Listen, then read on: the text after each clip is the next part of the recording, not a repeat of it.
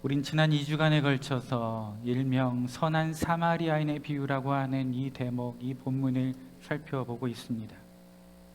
사마리아인의 비유는 사실 한 율법 교사가 예수님께 던진 질문으로부터 시작합니다. 그가 예수님을 찾아와 묻습니다. 선생님, 내가 무엇을 해야 영생을 얻을 수 있습니까?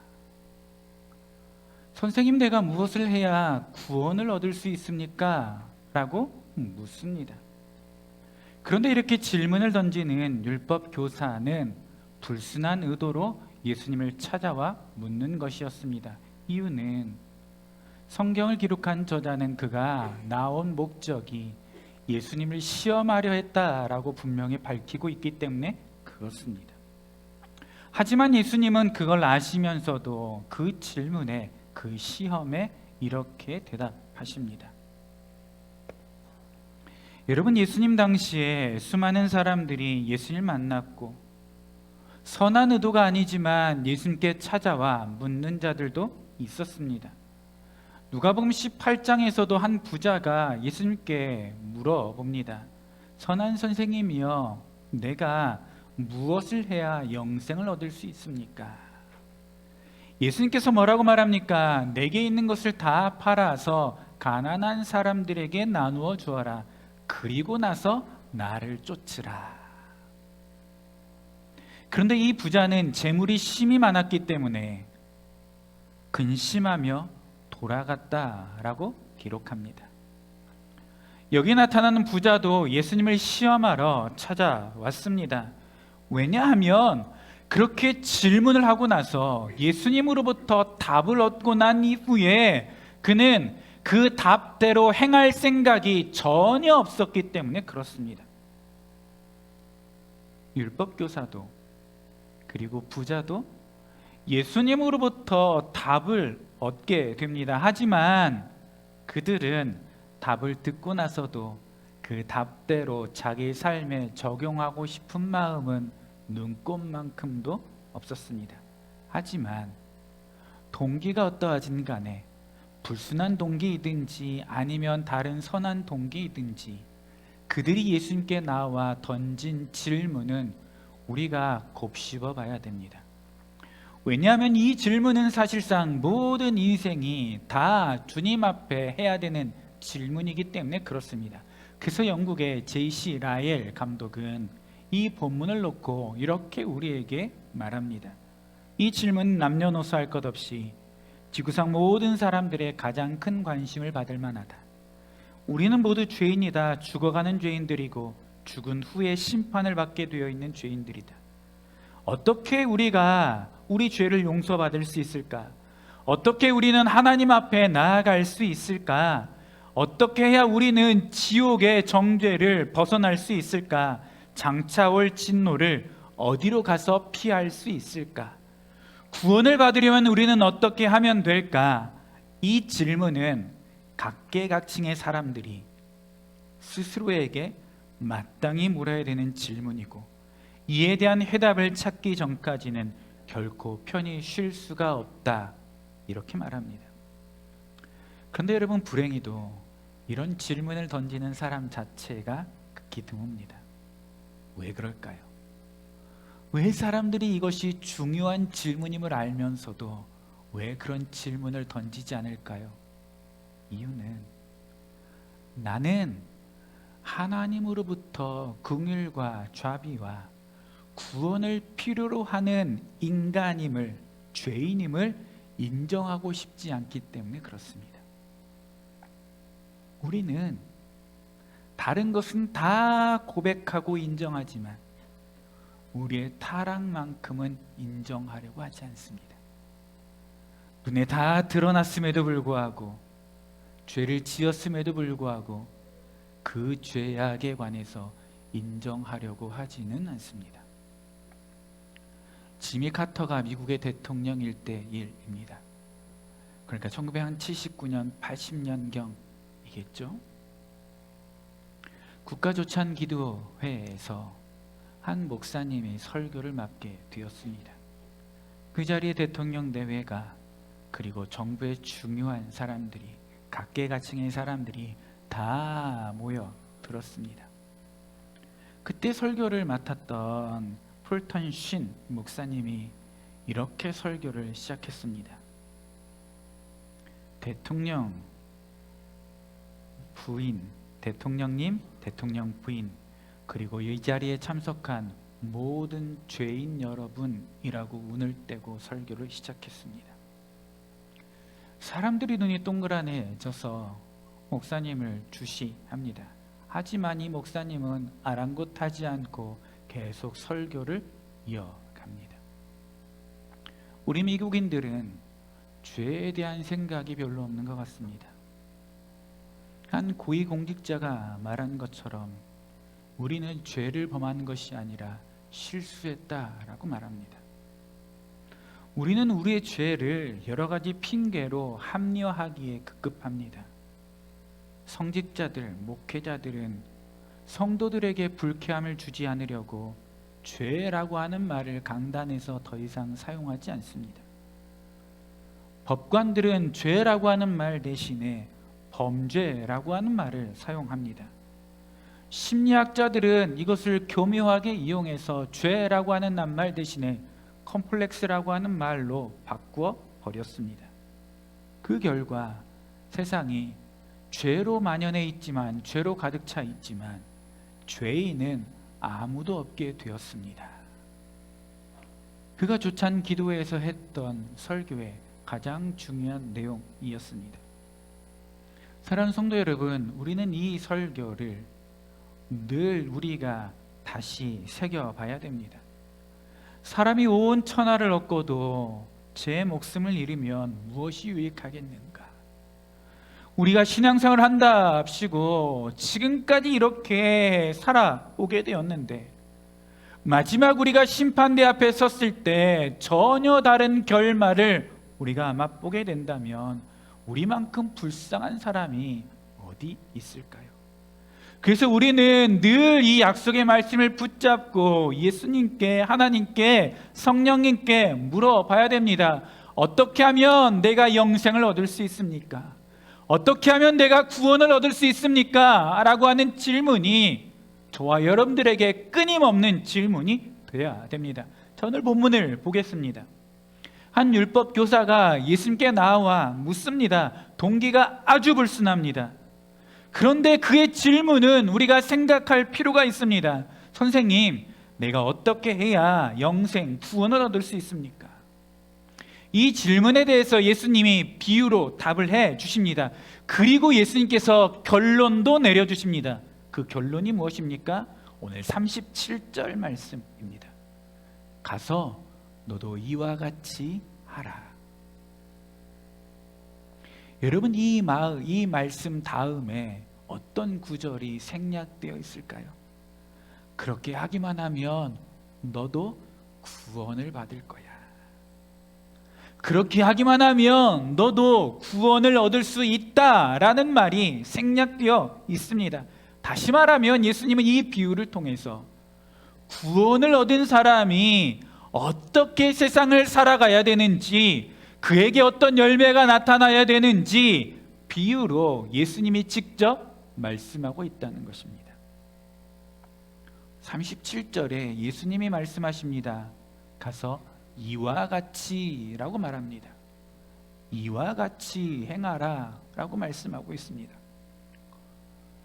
사마리아인의 비유에 등장하는 세 부류의 사람이 있습니다.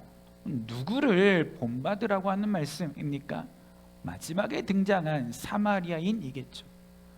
이 사마리아인의 모습이 나에게 있다면 나는 영생을 얻었다, 나는 구원을 받았다 확신해도 좋다는 것입니다.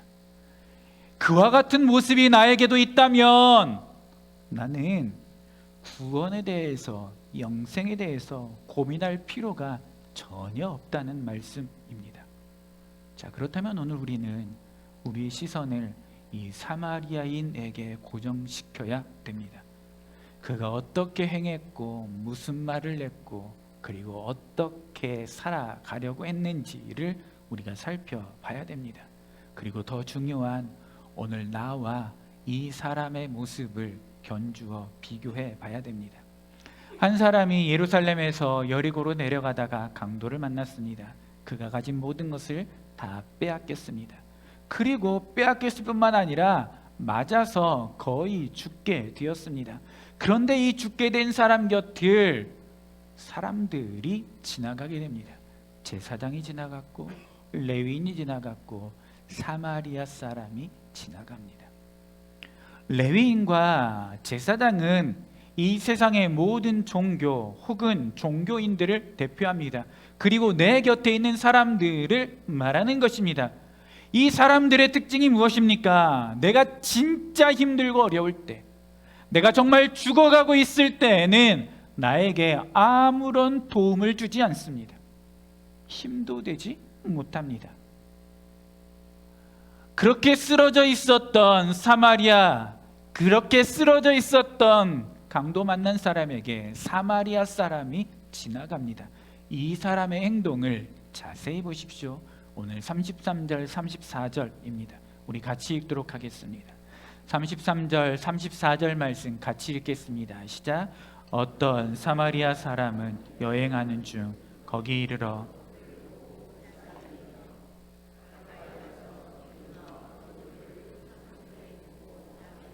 자기 짐승에 태워 주막으로 데리고 가서 돌보아 주니라. 아멘. 자, 여기에 나타나는 사마리아인이 누구입니까? 오늘 본문에 등장한 사마리아 사람이 도대체 누구입니까?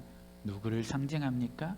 물론 강도 만난 우리의 구원자 예수 그리스도를 상징합니다. 그런데 여러분, 사마리아인은 아주 별 볼 일 없는 사람이었습니다. 사마리아 사람들은 유대인들에게 온갖 천대와 멸시를 당하는 사람이었습니다. 좋게 표현해서 흠모할 것이 없다라고 말하지만 그 정도가 아니라 정말 유대인들은 사마리아 사람들을 개만도 못한, 쓰레기보다 못한 종족으로 여겼습니다. 그런데 그 사마리아 사람이 죽어가고 있었던 강도 만난 사람을 살려냅니다. 이 사람마저도 지나가면 강도를 만나서 거의 죽게 된 사람이 어떻게 해 볼 수 없습니다. 모든 사람들이 다 그 곁을 지나쳐갔기 때문에 그렇습니다. 그런데 사마리아인 예수님은 그렇지 않다는 것이죠. 불쌍히 여기십니다. 그리고 그를 살려주십니다. 문제는 이 사마리아인의 비유를 베풀어 주신 말씀하신 예수님이 가서 너도 이와 같이 하라고 말씀하고 있습니다. 이 모습이 구원받은 사람의 모습이라고 예수님이 말씀하십니다. 자, 이 사마리아인이 가다가 강도를 만나서 거의 죽게 된 사람을 보고 어떻게 합니까? 제일 먼저 나타난 반응이 무엇입니까? 불쌍히 여깁니다. 불쌍히 여겨. 그는 이 사람을 보고 어떤 마음이 있습니까? 불쌍히 여기는 마음이 있었습니다. 그런데 불쌍히 여기는 마음만 있으면 안 됩니다. 불쌍히 여기는 마음을 가지고 있었던 사마리아 사람은 이 마음을 가지고 죽어가는 사람에게 다가갑니다. 뒤에 문 좀 활짝 열어주세요. 그리고 다가가서 그가 무슨 행동을 합니까? 가지고 있었던 기름과 포도주를 상처난 부위에 붓습니다. 그리고 싸매어 줍니다. 강도 만난 현장에 있었던 그를 자기 짐승에 태워서 주막으로 데리고 갑니다. 주막 주인에게 돈을 쥐어주면서까지 이 사람을 치료하고 보호해달라고 말합니다. 내가 돌아올 때까지 그를 좀 살펴주십시오. 부족하면 내가 다시 돌아와서 이 부족한 것을 주겠습니다 라고 말합니다. 이 행동이 끝나고 난 다음에 예수님은 가서 너도 이와 같이 하라고 말씀합니다. 자, 오늘 우리가 읽은 본문의 핵심은 바로 이 기름과 포도주입니다. 도대체 이게 무엇일까요? 왜 이것에 우리의 눈길을 돌려야 될까요? 기름과 포도주는 여행을 다니는 순례객에게 가장 중요한 것이었습니다. 그런데 그는 그것을 죽어가는 사람에게 아낌없이 부어줍니다. 대가와 보상을 바라는 것이 아닙니다. 지금 이 죽어가는 사람에게 기름과 포도주가 필요하니까 아낌없이 부어줍니다. 기름을 표시만 나게 발라준 것이 아닙니다. 상처에 부었다고 말합니다. 생명보다 귀한 기름과 포도주를 그 사람을 살리기 위해서 붓고 상처를 싸매어 줍니다. 어렸을 때 우리 아이들이 과자를 먹고 있으면 조금 달라고 하잖아요. 그러면 얼만큼 줍니까? 눈꽃만큼 줘요. 조금 띄어서. 결국에 사준 게 부모이든지 아니면 할머니 할아버지든지 하는데, 그거 한 번만 먹자고 하면 얼굴 한번 쳐다보고 과자 한번 쳐다보고 줄까 말까 고민하다가 정말 선심 쓸 때는 과자도 잘라서 줍니다. 안 입고 와 죽겠는데 그래도 그것을 또 받아 먹어요. 이 사람은 자기가 쓸 것을 남겨놓고 죽어가는 사람에게 붓고 싸매고 하지 않았어요. 아낌없이 다 붓습니다. 여러분, 여행객에게 이때 기름과 포도주는 생명입니다. 목마를 때 자기의 목을 적실 수 있는 생수입니다. 어두운 곳을 밝히는 촛불입니다. 상처를 치료하는 치료제입니다. 그럼에도 불구하고 그 사람은 죽어가고 있는 사람이 누구인지도 모르고 어떤 사람인지도 모르는데 가장 귀한 것을 아낌없이 붓습니다. 그리고 예수님은 가서 너도 그와 같이 하라고 말씀합니다. 우리가 살다 보면 어떤 결정을 내려야 되는 기로에 서 있을 때가 있습니다. 뭘 먼저 해야 될까? 어떤 결정을 우리가 먼저 해야 될까? 어느 것이 더 중요할까? 죽어가는 사람을 지나쳐갔던 제사장은 속으로 이렇게 생각했을 것입니다. 나는 지금 거룩한 몸으로 제사를 드리러 가는데 내가 시간을 허비할 수 없어. 저 사람을 만지면 시체를 만지게 되니까 혹시 저 사람이 죽어 있는지도 모르니까 나는 부정한 사람이 되어서 하나님 앞에 제사할 수 없어. 그럼 나는 저 사람을 도와주는 것보다 가서 제사를 드리는 것이 더 낫다. 아마 모르긴 몰라도 이 제사장도 기름과 포도주가 있었을 것입니다. 레위인도 생각했을 것입니다. 나는 성전에서 중요한 일을 하는 사람인데 내가 그 중요한 일을 해야지 이 사람 따위, 죽어가는 사람 따위 내가 거들떠봐서 뭐할까? 나는 성전 안에서 중요한 것을 하는 사람이야. 신경 쓰지 말고 내 갈 길 가서 나는 중요한 일을 해야지. 아마 이렇게 생각하면서 자기 행동을 합리화했을 것입니다. 그리고 지나쳐 버렸습니다. 그런데 예수님은 아니라고 말합니다. 제사를 좀 못 드리면 어때? 예루살렘까지 못 가면 어때? 지금 내 앞에 있는 사람이 죽어가고 있는데 도와주는 것이 우선순위가 아닌가? 예수님은 지금 죽어가는 이 사람을 돕는 것이 최우선 과제라고 말씀하고 있습니다. 사랑하는 성도 여러분, 우리는 어떻습니까? 우리는 어떤 일에 우리가 최선을 다하고 우선순위를 정하고 있습니까? 우리가 진짜 하나님 앞에 나와 예배하고 주를 위해서 살아가는 것에 우리의 모든 것을 다 걸고 있습니까? 요즘 신앙생활의 풍토가 있어요. 무엇일까요? 자꾸 간을 보기 시작합니다. 내가 할 수 있는 것만, 그리고 자꾸 타협하려고 합니다. 나는 딱 여기까지만.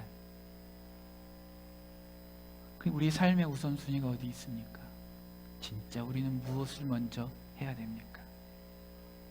오늘 본문에 나타난 기름과 포도주가 무엇일까요?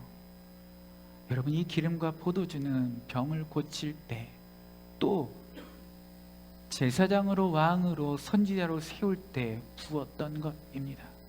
근데 이 기름이든지 포도주이든지 반드시 그 즙, 기름을 얻기 위해서는 그 식물의 열매가 으깨져야 됩니다. 바스라져야 됩니다. 그래야 즙을 얻습니다. 그럼 약 많이 드시지 않습니까? 아침에 일어나서 뭘 드십니까? 뭘 제일 처음에 먹어요? 여러 가지 다 먹죠. 막 사람들이 뭐 하도 여러 가지 바뀌니까 공복에 올리브를 먹어야 된다고 하고 레몬즙도 먹어야 된다고 하고 여러 가지 막 먹어야 된다고 하고 저한테도 막 여러 가지 막 주신 게 있어요. 근데 새벽부터 그걸 먹으면 밥을 안 먹어도 엄청 배불러요. 약만 먹어도. 그럼 그 즙 하나를 얻기 위해서 열매가 다 으깨져야 열매가 나옵니다. 그 즙이 나옵니다. 기름도 마찬가지고 포도즙도 마찬가지입니다. 그래서 예수님은 우리가 조금 이따 성찬을 하게 되지만 포도주를 장차 자기가 흘릴 피로 말씀하십니다. 왜 그러셨을까요? 포도주 틀에서 완전히 짓밟혀지지 않으면 포도즙을 얻지 못합니다. 깨어져야 포도주가 만들어집니다. 그러니까 예수님이 자기의 살과 피를 우리에게 주셨다라고 하는 것은 찢겨지셨고 흘려주셨고 우리는 그것을 받아 누리는 것이죠. 여러분, 선한 사마리아 사람은 바로 이 기름과 포도주를 강도 만난 사람에게 부어주고 먹여줍니다. 그러자 그가 살아납니다.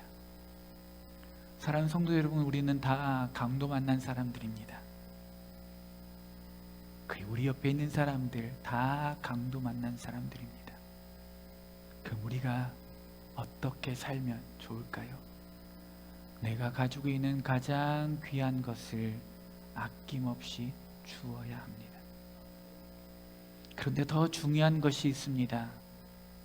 살릴 수 있는 예수를 먹여줘야 됩니다. 예수의 살과 피를 먹여 주어야 됩니다. 다시 말하면 사람들에게 예수님을 증거하는 삶을 살아야 됩니다. 세상 사람들에게 진짜 필요한 것은 다른 것 아닙니다. 예수의 살과 피입니다. 이 예수를 먹여서 주막으로 교회로 데리고 와야 됩니다. 이것이 오늘 우리에게 맡겨주신 사명입니다. 예수의 말씀을 잘 기억하십시오. 가서 너도 이와 같이 하라. 근데 우리는 예수님으로부터 질문을 혹은 던질 수 있을지 모르지만 가서 너도 이와 같이 하라 라고 하는 말에는 우리가 움찔할 수도 있습니다. 그런데 예수님의 요구를 잘 보십시오. 예수님은 우리가 예수님 말씀을 듣는 것에 끝나기를 원하지 않습니다. 가서 너도 그와 같이 하라. 나도 그럴 수 있고 우리 주위에도 이 광야의 길에서 강도를 만나서 거의 죽게 되어 늘어져 있는 사람들이 있습니다. 우리는 지금 그 사람들 사이를 지나갑니다. 혹시 우리는 제사장처럼 레위인처럼 내 자신의 행동을 합리화하면서 그냥 가고 있지는 않습니까? 진짜 그 사람에게 필요한 것이 무엇인지 알면서도 주지 않고 있습니까? 오늘 저와 여러분, 우리 교회는 세상 앞에 분명한 것을 줄 알아야 됩니다. 다른 것 아니라 예수를 줘야 됩니다. 예수를 사람들에게 먹여줘야 됩니다. 죽어가는 자들이 살아나는 유일한 길은 처방은 예수 그리스도밖에 없습니다. 찬송가 258장 찬송하면서 우리 성찬 준비하도록 하겠습니다.